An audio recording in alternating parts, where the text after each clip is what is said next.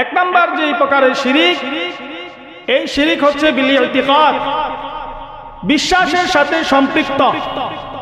বিশ্বাসের সাথে কি সম্পৃক্ত? যে এটা কিভাবে বুঝবেন? এক নাম্বার শিরিক হচ্ছে শিরিক বিল ইতিকাদ, অর্থাৎ বিশ্বাসের সাথে সম্পৃক্ত। যে আমরা বিশ্বাস করি আল্লাহ তাআলা আমাদেরকে সন্তান আদি দান করেন। সন্তান আদি দান করেন কে? সকলের, প্রত্যেকটা মুমিন মুসলমানের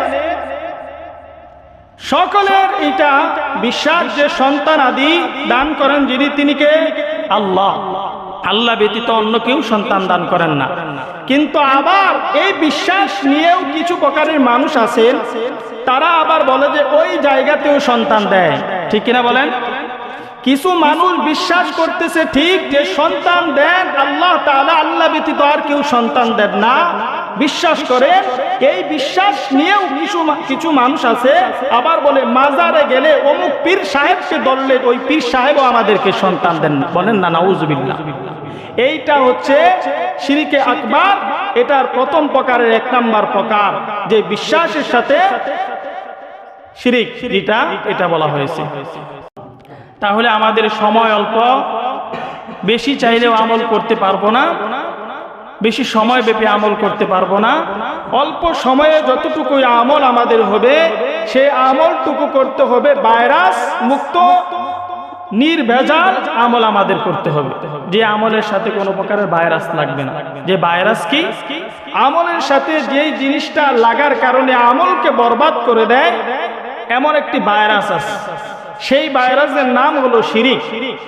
বান্দার আমলের সাথে পাহাড় পরিমাণ, উহুদ পাহাড় পরিমাণও যদি আমল হয়, সেই উহুদ পরিমাণ, পাহাড় পরিমাণ আমলের সাথে কিঞ্চিত পরিমাণ অল্প যদি একটি ভাইরাস ঢুকে যায়, শিরিক যদি ঢুকে যায়, সাথে সাথে সমস্ত আমলকে বরবাদ করে দেয়।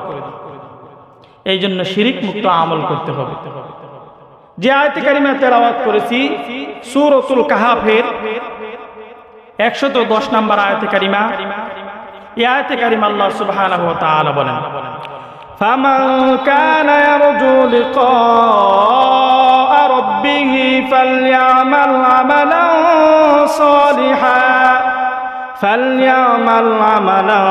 সালিহান ওয়া লা ইউশরিক বিইবাদাতি রাব্বিহি আহাদা।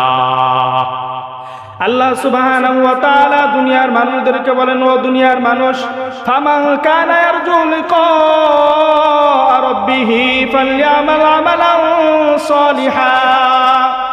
দুনিয়ার মধ্যে আল্লাহ তাআলা আমাদেরকে অল্প পরিমাণ হায়াতের জিন্দেগি দান করেছেন। এই অল্প পরিমাণ সময় পাওয়ার পর আমাদেরকে আল্লাহ রাব্বুল আলামিনের জন্য আমলে সলিহা করতে হবে, নেক আমল করতে হবে। যে ব্যক্তি আল্লাহ রাব্বুল আলামিনের সাক্ষাৎ পেতে চায়, আল্লাহ রাব্বুল আলামিনের দিদার পেতে চায়, আল্লাহ তাআলা জানায় দেয়, ফামান কানা ইয়ারজু লিকা রাব্বিহি ফালইআমাল আমালান সালিহা। যে ব্যক্তি আল্লাহ রাব্বুল আলামিনের দিদার পেতে চায়, সাক্ষাৎ পেতে চায়, মৃত্যুর পর বান্দা চায় আমি আমার মালিক আল্লাহ তাআলার সাথে সাক্ষাৎ করব, আল্লাহ তাআলা বলেন ফালইআমাল আমালান সালিহা।